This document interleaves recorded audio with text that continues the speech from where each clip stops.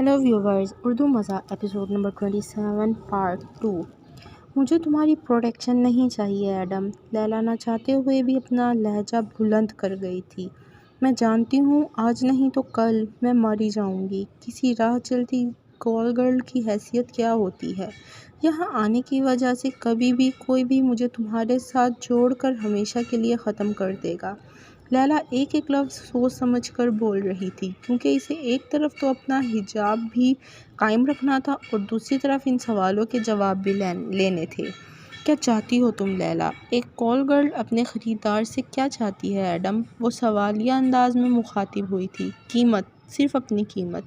मुझे भी अपनी कीमत चाहिए। वो लैला के अंदाज पर मायने खेज सा मुस्कुराया। क्या कीमत है तुम्हारी?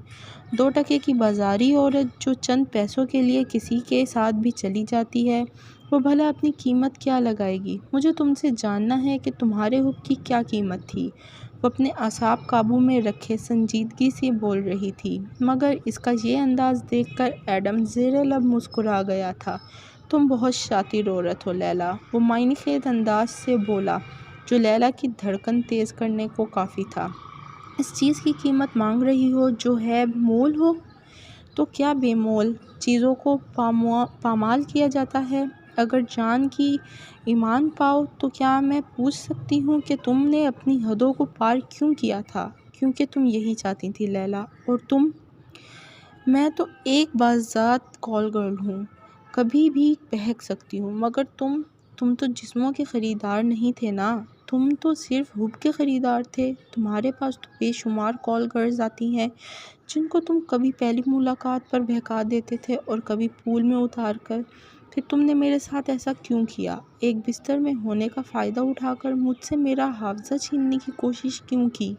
वो एडम को उंगली दिखाते बस बोलती चली गई थी। एडम ने इसके हाथ को पकड़ना चाहा, मगर वो मुज़ाहमत करते हुए हाथ छुड़ा गई। मुझे मेरा जवाब चाहिए एडम। आखिर क्यों तुमने मुझे वो सब भुलाने की कोशिश की? मगर एडम कहाँ इसकी चीखों पुकार को खातिर में लाने वाला था। वो इससे बेनियाज ज़ेरे लब हल्की सी मुस्कुराहट के साथ इसकी आंखों के सामने आ चुकी लैला के बालों को हटाने के लिए अपना हाथ इसके चेहरे के करीब लाया, मगर वो एडम के हाथ को पकड़कर हटा गई।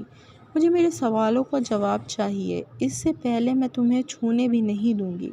वो अपना लहजा सख्त करते हुए एडम को आंखें दिखा रही थी, जिस पर वो अपने बाजू से पकड़कर बिस्तर की तरफ खींच गया और फिर एक झटके से बिस्तर पर गिरा गया। मगर वो आज इसके लिए आसान शिकार नहीं बनने वाली थी।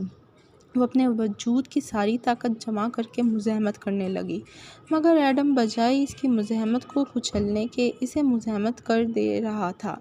वो आज इसे थका देना चाहता था। इस चाल से लापरवाह लैला अपने हाथ पांव चलाती गई। वो जानती थी कि वो एडम की ज़िंदगी में क्या अहमियत रखती है, मगर वो इसके किसी सवाल का जवाब देने के मूड में नहीं था। वो चंद ही लम्हों में थक गई थी। इसके थके वजूद को अपने नीचे दबाते हुए वो इसकी कलाइयाँ दबोच गया और फिर इसके पूरे बदन को लॉक करते हुए इसके बाजू ऊपर को उठा गया। तुम इतने संगदिल कैसे हो सकते हो? वो हारते हुए लहजे में बोली थी, मगर एडम इसे इग्नोर करते हुए इसकी दोनों कलाइयों को ऊपर की तरफ एक साथ बांध गया। अब की बार एडम ने जब इसके चेहरे पर नज़र डाली तो वो रहम मांगने वाली आंखों से इसे देख रही थी। रात के पिछले पहर जब लैला की आंख खुली तो इसने अपने चेहरे के नीचे एडम की हथेली को दबे पाया था। शायद वो सारी रात इसकी हथेली पर चेहरा लटकाए ही सोए रही थी। वो हथेली पर ही लंबे लंबे सांस लेते हुए खुद को बेदार करने लगी थी। उसे एक ही कंबल में लिपटे 2 वजूदों की बरहनगी का एहसास हुआ था, जो इसे जमा देने वाली सर्दी से बेनियाज सिर्फ एक दूसरे के बदन से निकलती हरारत महसूस कर रहे थे। वो अपना चेहरा उठाते हुए अपने मुकाबिल को देखने लगी, जो अभी तक गहरी नींद में था। कमरे में चलते छोटे लैंप की आग से रोशनी इसके चेहरे को रोशन कर रही थी। वो कुछ देर तक एडम के चेहरे के नकूश पर नज़र जमाए देखती रही और फिर इसके चेहरे पर झुक गई और लम्हे भर को इसके सांसों को महसूस करते हुए इसके होठों पर एक लम्स दे गई وہ کمبر سے باہر بدن کی برہنگی چھپانے کو اپنے گھنے سیاہ بالوں کو غلاف اوڑھے ہوئے تھی۔ اس کا چہرہ خراب موسم کی کالی رات میں چمکتے اس چاند کی طرح روشن ہو رہا تھا جس کو کالے بادلوں نے گھیر رکھا ہو۔ وہ اس کے چہرے پر جھکتے ہوئے اپنے گھنے بالوں سے اس کے چہرے کی اطراف میں حجاب کر گئی اور پھر وقفے وقفے سے اس کے ہونٹوں پر لمس دیتی رہی۔ Please viewers, subscribe the channel, press the bell icon, like video, do comments and share with your friends. Thank you.